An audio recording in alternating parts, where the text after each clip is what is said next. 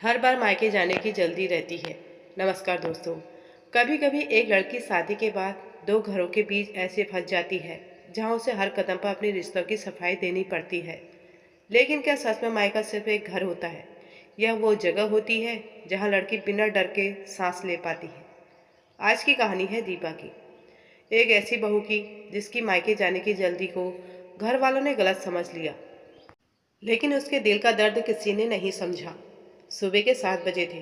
रसोई में बर्तनों की आवाज़ गूंज रही थी। दीपा चुपचाप सबके लिए नाश्ता बना रही थी। सास कमला देवी सोफे पर बैठी थी और उनकी नज़र बार बार दीपा पर जा रही थी। तभी कमला देवी बोली, दीपा, फिर माँ के जाने की तैयारी हो रही क्या? दीपा ने धीरे से कहा, जी मम्मी जी, माँ की तबीयत थोड़ी खराब है। कमला देवी ने ताना मारते हुए कहा, तुम्हें तो हर बार मायके जाने की जल्दी रहती है। दीपा ये नहीं पूछती कि मैं क्यों हंस रही हूँ, क्यों रो रही हूँ, किससे बात कर रही हूँ। वहाँ मैं होती हूँ। अमित चुप हो गया। उसे एहसास होने लगा कि शायद दीपा इस घर में रह ही रही है, लेकिन खुलकर जी नहीं पा रही है। उस रात दीपा देर तक जागती रही और सोचती रही, क्या शादी के बाद लड़की को अपना दर्द बताने का भी हक नहीं रहता? अगली सुबह घर में अजीब सी खामोशी थी। दीपा रोज की तरह जल्दी उठी। उसने पूरे घर का काम किया, चाय बनाई, नाश्ता तैयार किया, लेकिन आज उसके चेहरे पर हल्की सी मुस्कान भी नहीं थी। कमला देवी ने ध्यान दिया पर कुछ कहा नहीं। अमित ऑफिस जाने के लिए तैयार हो रहा था। उसने दीपा को देखा और पूछा, तुम ठीक हो? दीपा ने बस इतना कहा, हाँ, लेकिन अमित समझ गया कि बात सिर्फ हाँ वाली नहीं है। और अमित ने ऑफिस जाते समय अमित के मन में बार बार दीपा की बातें घूम रही थी। वहाँ मैं होती। उसे एहसास होने लगा कि शायद दीपा के बाद उसने कभी सच में दीपा को समझने की कोशिश ही नहीं की।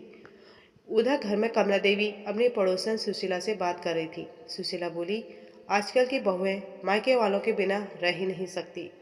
कमला देवी ने तुरंत कहा, बस मत पूछो, मेरी बहू दीपा को हर महीने मायके जाने की पड़ी रहती है। दीपा रसोई में खड़ी सब सुन रही थी।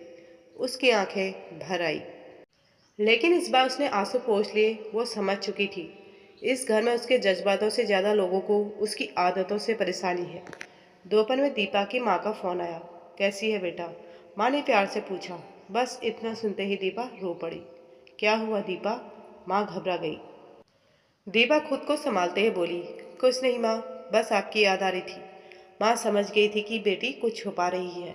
उन्होंने प्यार से कहा, बेटी, अगर दिल भारी हो ना तो कभी ये मत सोचना कि तू अकेली है। यह सुनकर दीपा और टूट गई। शाम को अमित घर लौटा। उसने देखा कि दीपा बालकनी में अकेली बैठी आसमान देख रही है।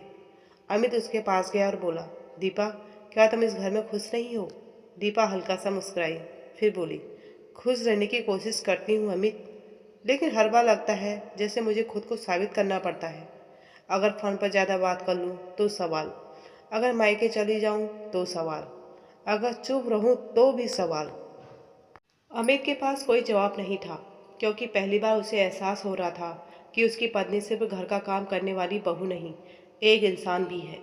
उसी समय अंदर से कमला दे की आवाज़ आई, दीपा, खाना लगा दो। दीपा तुरंत उठ गई और फिर वही चुप बहू बनकर। मेरी बेटी कल मायके आई थी, बेचारी बहुत रो रही थी ससुराल में। कमला देवी अचानक चुप हो गई। उन्हें याद आया, जब उनकी खुद की शादी हुई थी तब वो मायके जाने के लिए तरसती थी। उन्हें अपनी सास के ताने याद आने लगे। हर समय माँ बाप की याद आती रहती है। कमला देवी की आंखें भर आई। उन्होंने धीरे से खुद से कहा, मैं वही सब दीपा के साथ कर रही हूँ जो कभी मेरे साथ हुआ था। उधर दीपा रसोई में काम कर रही थी। उसके चेहरे पर फिर भी वही चुप्पी थी। तभी कमला देवी धीरे से उसके पास आई। दीपा घबरा गई। उसे लगा शायद फिर कोई ताना मिलेगा, लेकिन इस बार कमला देवी ने बहुत धीमी आवाज में कहा, दीपा, आज अपने मायके हो आओ। दीपा ने हैरानी से उनकी तरफ देखा। जी? कमला देवी की आंखें नम थी। और हाँ, इस बार जाने के लिए कोई सफाई मत देना। ये सुनते ही दीपा की आंखों में आंसू बहने लगे। ये कुछ बोल ही नहीं पाई। तभी अमित भी वहां आ गया। कमला देवी बोली, बेटा, लड़की शादी के बाद बहू बनती है, लेकिन उसका दिल बेटी वाला ही रहता है। हम लोग ये बात भूल जाते हैं। अमित मुस्कुरा दिया। दीपा ने पहली बार महसूस किया कि शायद अब इस घर में उसकी भावनाओं को भी जगह बनने लगी है। कुछ देर बाद दीपा मायके पहुंची। दरवाजा खुलते ही उसकी माँ ने उसे गला लगा लिया। बस उस एक गले मिलने में दीपा का सारा दर्द पिघल गया। उसके पापा बोले, बेटा इस बार बहुत कमज़ोर लग रही है। दीपा हल्का सा मुस्कुराई, लेकिन इस बार उसके आंसू दुख के नहीं, सुकून के थे। शाम को जब दीपा वापस लौटी तो कमला देवी ने खुद उसके हाथ में चाय का कप दिया। दीपा हैरान रह गई।